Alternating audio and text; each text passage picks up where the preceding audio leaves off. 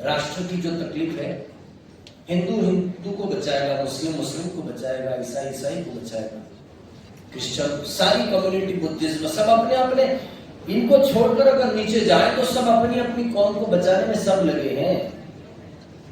एकमात्र भारत की एक ऐसी संस्था इतने वर्षों में मैंने देखी है जो केवल हिंदू के लिए नहीं, मुस्लिम के लिए नहीं, सिख के लिए नहीं, ईसाई के लिए नहीं, मानवता को बचाने के लिए भारत की धरती पर खड़ी हुई है।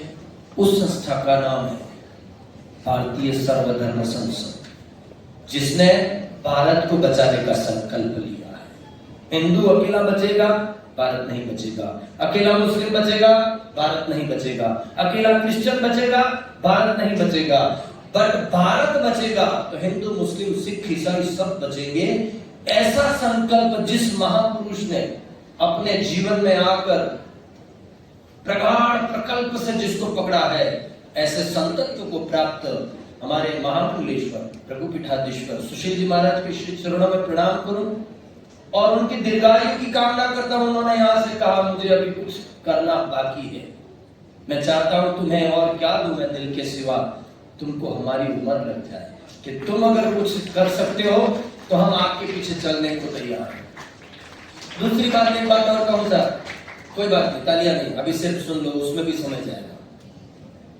क्योंकि इस देश में किसी भी राष्ट्र में धर्म पंथ मजहब के नाम पर जब बिखराव होता है, वो राष्ट्र कितना ही विकास कर ले, धनाढ्य लोगों से भरा हुआ हो पूरा देश, जहां के रॉड मोती और मणियों से बिछा दो, जहां के नगर बड़े बड़े हो, जहां की आलिशान कोठियां हो, लेकिन अकेला विकास उस देश में शांति नहीं पैदा कर सकता है।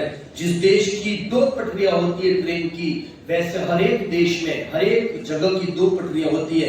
विकास बहुत बड़ा मुद्दा है, लेकिन देश विश्वास खोकर अगर विकास करेगा तो वो विकास कब धराशायी हो जाएगा उसका कोई ठिकाना नहीं। और हमने विश्वास खोया है भारत की धरती पर, याद रखिएगा।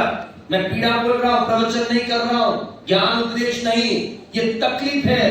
और आज यहां आकर मुझे ये एहसास हो रहा है कि नहीं, डूबते भारत में एक नई दिशा और निर्माण की ओर जा रही है। जैसे ये ज्योति पुंज कुछ और बता रहा है, तमसुमा ज्योतिर्गमय, एक अलग उजाले की ओर जहां सब कर रहा है। यहाँ जो बैठे हैं, जो भारतीय सर्वधर्म संसद के जितने भी लोग यहाँ पर बैठे हैं, ये सब दिव्य ज्योति है। इस दिव्य ज्योति से भारत में बहुत बड़ा उजाला होने वाला है। सरकारें आएंगी जाएंगी, धर्म कभी बदलता नहीं है। और एक बात कहूं कि इस देश ने विश्वास खोया है, विकास नहीं खोया। विकास तो कुछ कम भी था पूर्व भारत में, पहले के भारत में विकास कम था, लेकिन विश्वास मजबूत था।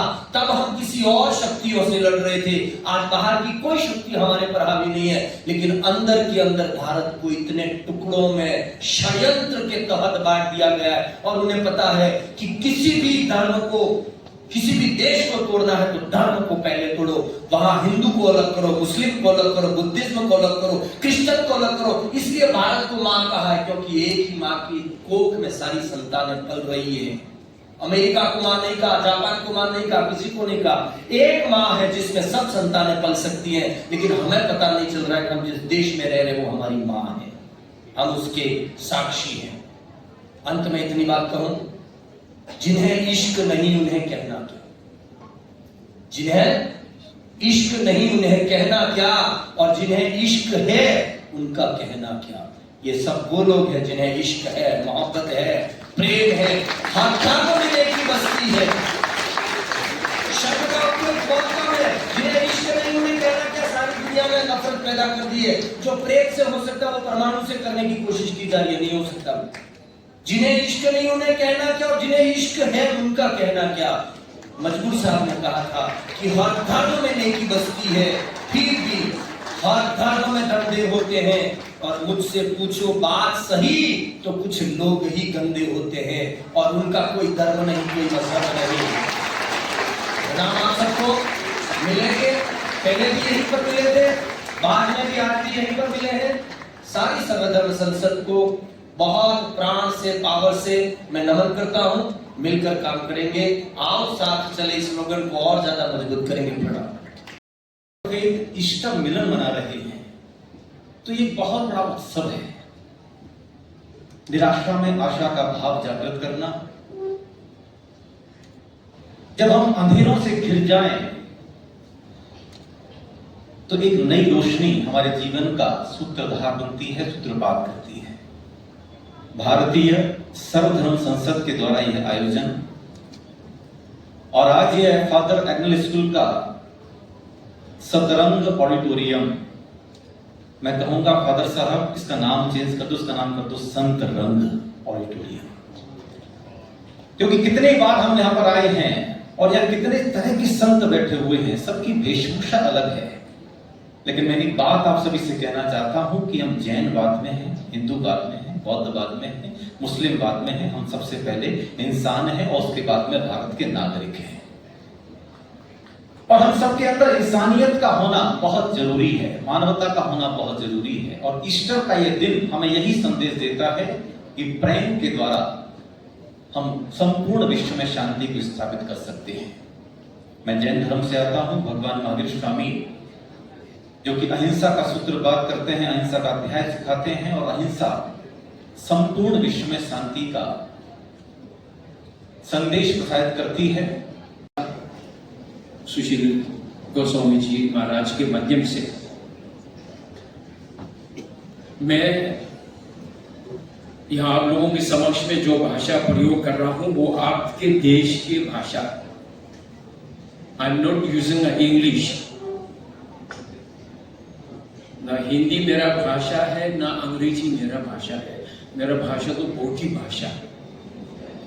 इसलिए मैं आप लोगों के समक्ष में आपके भाषा से समझाने का कोशिश करता हूं। में भी रीबर्थ मनता है, पुनर्जीवन मनता है। तथागत बुद्ध के प्रवचन में, उपदेश में,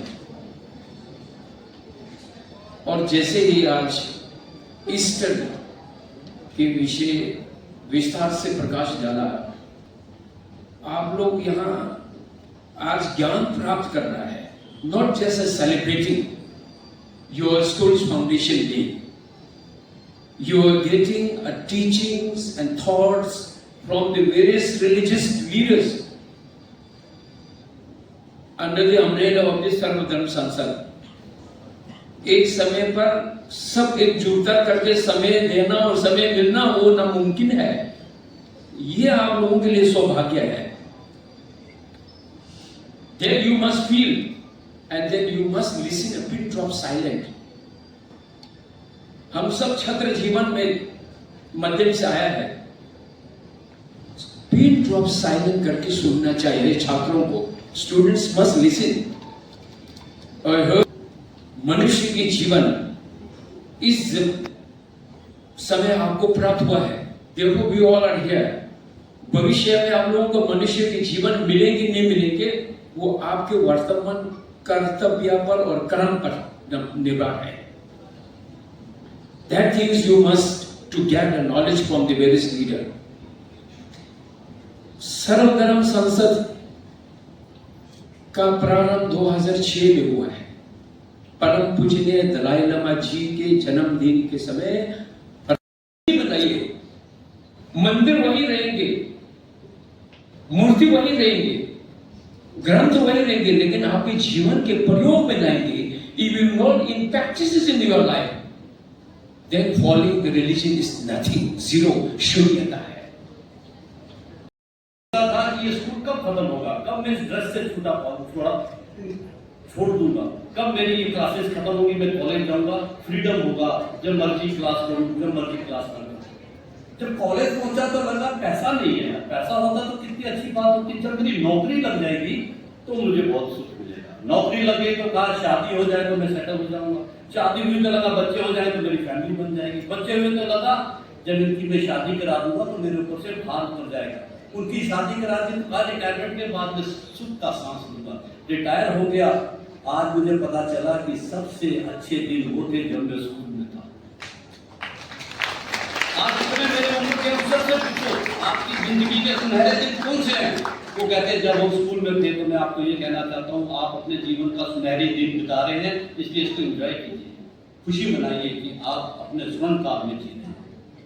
दूसरा आपको एक संदेश देना है, ईस्टर का जो संदेश है कि बुराई के ऊपर हमेशा अच्छाई की विजय होती है। अंधेरा जो है कभी भी उजाले को मिटा नहीं सकता, और आपको अपने जीवन में उजाला लाना है, आपको अपने जीवन में विशेषताएं लानी है, तो एक छोटा सा काम करो। इस प्रभु ने जिसने सृष्टि बनाई है उसने सृष्टि के सारे नियम अपने नेचर में डाले हैं। लॉ ऑफ नेचर और लॉ ऑफ गॉड। तो गॉड का लॉ है कि आप जो बीज जमीन में डालेंगे वो आपको एक्स टाइम में मल्टीप्लाई करके आपको वापस दे देगा। नियम ये है कि जो डालेंगे वो मिलेगा, धतूरा डालेंगे तो धतूरा मिलेगा, गेहूं डालेंगे तो गेहूं। यहाँ बताने का मौका दिया हुआ है आज, and I am very glad to be here today. लेकिन आज राफिक मंजली ने बहुत ही अपने अमूल्य शब्दों के द्वारा हमको बताया, समझाया कि ईस्टर का ये जो अर्थ है वो क्या है, और बहुत ही अच्छी हिदायतें हमारी बच्चों को दे दिए। जब हम अगेन स्कूल के आज ये फाउंडेशन डे भी मना रहे हैं, और मैं ज़्यादा नहीं बोलना चाहूँगा, सिर्फ यही कि यीशु ने जो भी हमें सिखाया है इसके बारे अपनी